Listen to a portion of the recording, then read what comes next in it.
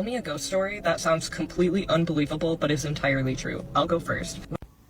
So, as a kid, my family would move around a lot. And one year, we actually moved into this old white house. And, everything was nice. We knew it was old. We knew it was built in like the 1800s. And we didn't know any history about it. We just knew it was like a historic old house. And so, we just went about our business. I wasn't living there full time because half the time I was living with my mom, and then half the time with my dad was in this house.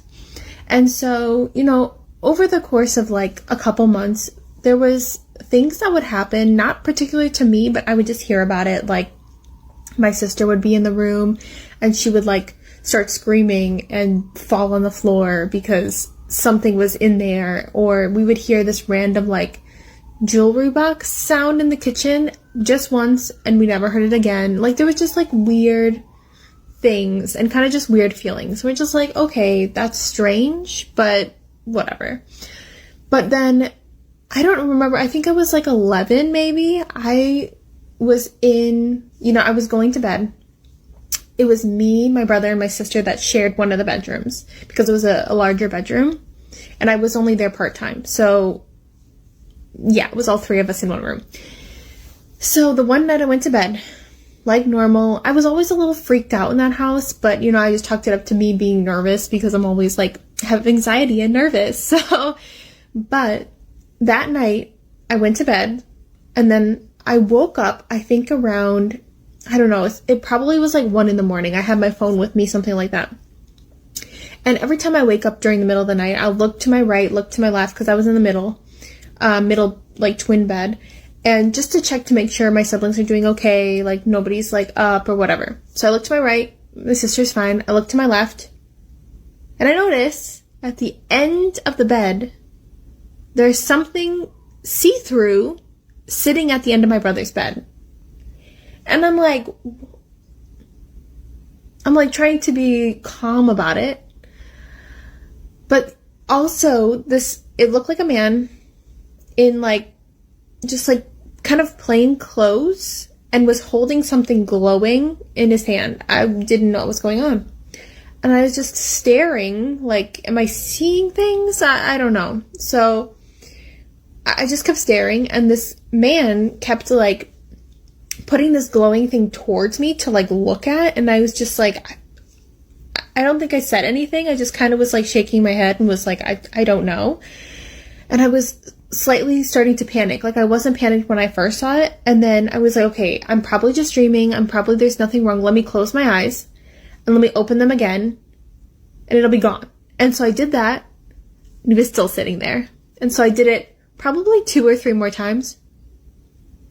He was still sitting there, and I was like, okay, I need to not panic. I'm just going to go to sleep. I'm going to pretend this is not happening, and hopefully it'll go away. So eventually I fell asleep, and then I woke up the next morning. I was like, I cannot believe that happened. I don't know what happened. And the craziest thing was, I think a couple weeks later, my stepmom had looked into the history of the house, and supposedly the husband of the family that built this whole house for his like 12 kids or something, one day ended up going to, I guess, to the market, and he was sick, and he ended up not coming home. He ended up dying on his way either there or coming back. And so that's who we think that I saw. And also my siblings have seen a man as well in like different uniform, like some in uniforms. Mine was just kind of more plain clothes. So, but we've seen a man around that whole house, and it's just crazy to think about that day because that's my one crazy ghost story that I always hold on to. You guys want to see something fucking crazy? We're in New Orleans for a wedding. Okay, wait. I have a story about this convent that I need to get across to you guys. So I have been going to New Orleans since I was in my mom's womb, and I love this place from the bottom of my heart. And I could tell you stories about the French Quarter for days and days and days. But this one story, it happened years ago. They have ghost tours and vampire tours and a bunch of different tours in the French Quarter that they offer. And my family always loves to go on these tours. And one in particular tour, though, it was a ghost tour. I was a little kid, and this was a tour that they held at night. They have it at all different times, but we went to the night one because, you know what? We wanted it spookier.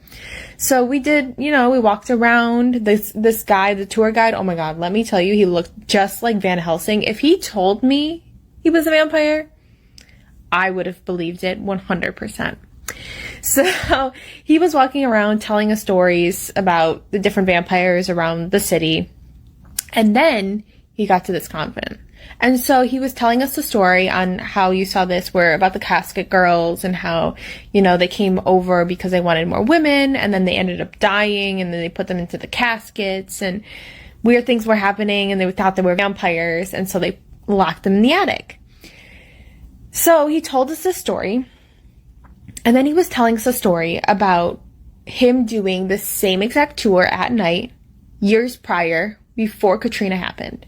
And he said he was on the tour, he was doing everything like normal, and he walked up to this convent and had, everybody standing in front of him, and he was telling them the story about the casket girls. And then he stops briefly to turn and look at the convent. So, like she said, those third-story windows are bolted shut. They are bolted shut because they say it's because of the vampires. They do not open. They will never open. That's not something that happens. If you see them open, you run. Like, it is a big, it's just a thing. So he said he looked up to see that those third-story windows, and he said he saw one of the doors swinging in the wind. Just swinging. And he said it looked like it all splintered open, almost like someone had rammed through it. And he said he could also see the glistening of the window pane behind that door. And he said it didn't look broken. He could see that the window was not broken. It was completely intact, but that wood panel was flapping in the wind. And he said he got so terrified by that because of all the stories that he took his group and he left.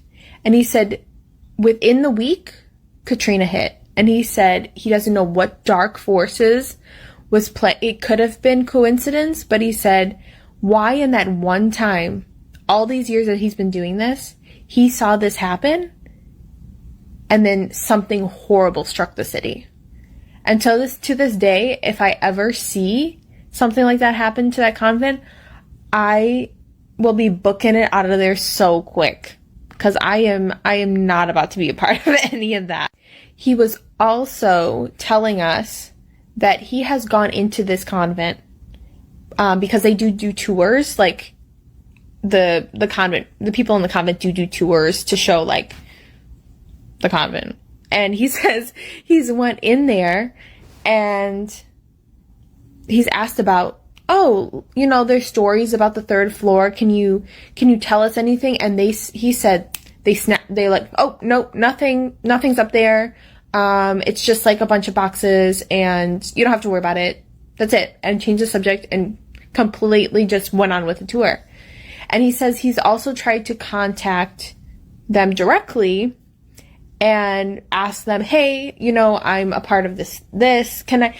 Is there any way that I can go up there just so I can see and tell my tour, nowadays it's just boxes. Nope. Will not let him up there. He says he's had other friends try to go up there. They will not let him up there. So supposedly it's sealed. Supposedly.